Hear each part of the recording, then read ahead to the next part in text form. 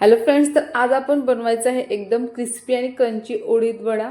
तर त्यासाठी सगळ्यात पहिल्यांदा मी 1 वाटी उडीद डाळ घेतलेली आहे एका बाउलमध्ये।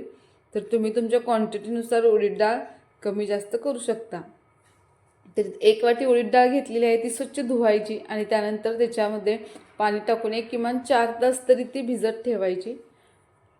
एक 4 तास भिजवून झाल्यानंतर आपण त्याला आता मिक्सरला फिरवून घेणार आहोत। मिक्सरला एकदम बारीक करून घ्यायचे।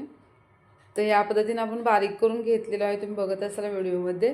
आणि त्यानंतर परत एक 4 तास तरी आपल्याला हे तसंच ठेवून द्यायचं आहे। आणि त्यानंतर गॅसवरती तेल छान गरम झाले की आपण वाटीच्या साहाय्याने हे उडीद वडे तेलामध्ये सोडणार आहोत। याच्यामध्ये चवीपुरतं मीठ टाकायचं आहे आणि त्यानंतर तेल छान गरम झाले की गॅस बारीक करायचा आणि बारीक गॅसवरती वडे मस्त असे तळायचे। तुम्हाला हव्या त्या आकाराचे तुम्ही हे वडे तळू शकता।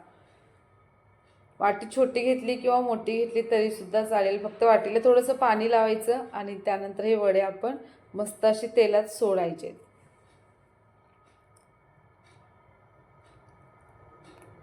तर याच पद्धतीने आपण हे वडे आता तळून घ्यायचे